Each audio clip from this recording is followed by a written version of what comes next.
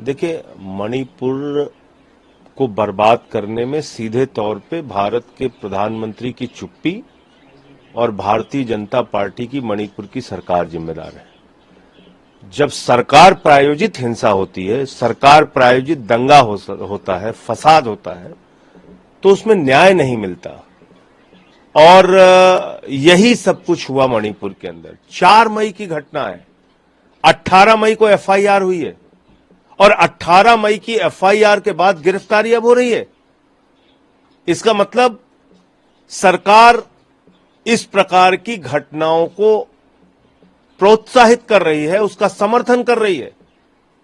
और जितना शर्मनाक बयान वहां के निकम्मे सीएम का आया है, वो तो और भी शर्मनाक है।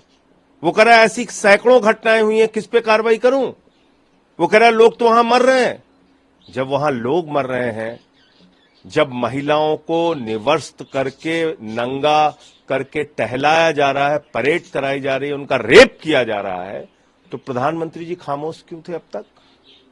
प्रधानमंत्री जी चुप कब थे? वो इंतजार कर रहे थे कि सुप्रीम कोर्ट जब बोलेगा, जब सदन चलेगा, तब हम बोलेंगे। एक संवेदनहीन, क्रूर और कायर शासक होने का परिचय भारत के प्रधानमंत्री नरेंद्र मोदी जी ने दिया है। और मैं समझता हूं कि मणिपुर की सरकार को तुरंत बर्खास्त करना चाहिए, प्रधानमंत्री को अपनी चुप्पी तोड़नी चाहिए, सदन में आके सारी घटनाओं के ऊपर जवाब देना चाहिए। किया है और उसके साथ ये सिर्फ एक नौटंकी के अलावा कुछ नहीं है। प्रधानमंत्री जी, 4 मई की घटना है, 18 मई को एफआईआर हुई, ना आपको पता ना आपके सीएम को पता।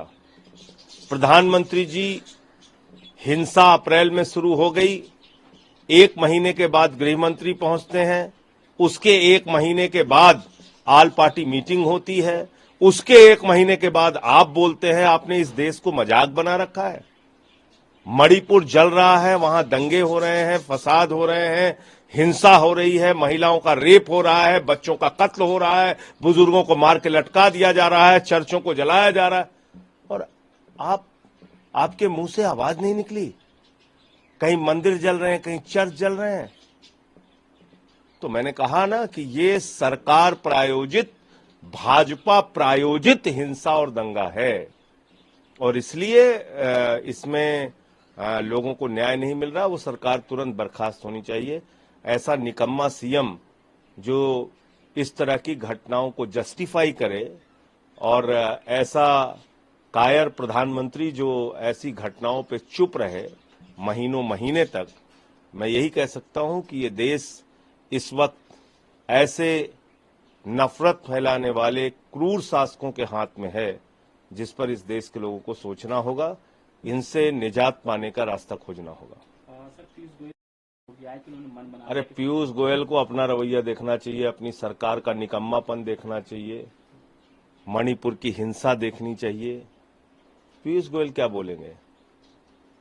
पीयूष गोयल को मणिपुर की दरिंदगी और हैवानियत देखनी चाहिए। जरा सी भी शर्म हो तो बोलना बंद करना चाहिए, कार्रवाई करनी चाहिए।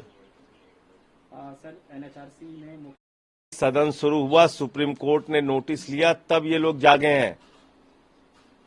क्या कर रही थी ये सारी संस्थाएं अब तक?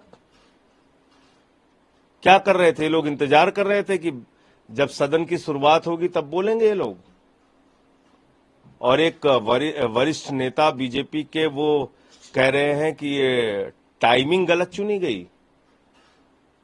मतलब बीजेपी की सरकार का निकम्मापन मानने के लिए लोग तैयार नहीं है। ऐसी घटनाओं को भी बीजेपी के लोग बेशर्मी के साथ आकर डिफेंड कर रहे हैं, उनके प्रवक्ता, उनके नेता। इससे ज्यादा शर्मनाक और दुर्भाग्यपूर्ण इस देश के लिए क्या हो सकता है? सर, विपक्षी दलों ने लोकसभा में इस मामले पर चर्चा के लिए नियम 176 और 267 के तहत नोटिस दिया गया है। हाँ, तो नोटिस दिया गया है। अभी एक नोटिस तो मेरा था स्पेशल मेंशन का, जिसको इन लोगों ने रिजेक्ट कर दिया। 267 का नोटिस मैंने भी दिया है, और सदन में चर्चा की मांग करेंगे। मणिपुर पर जब तक प्रधानमंत्री जवाब नहीं देते, तब तक हम लोग सदन में आवाज उठाते रहेंगे। सर, ममता बनर्जी का अनुमति नहीं मिली, उन्होंने भाजपा पर भी निशाना साधा है इसको लेकर। भाजपा ही करा रही है सब कुछ। ये डबल इंजन की सरकार, ये नफरती सरकार जो केंद्र और राज्य में बैठी है, यही लोग करा रहे हैं इस चीज को।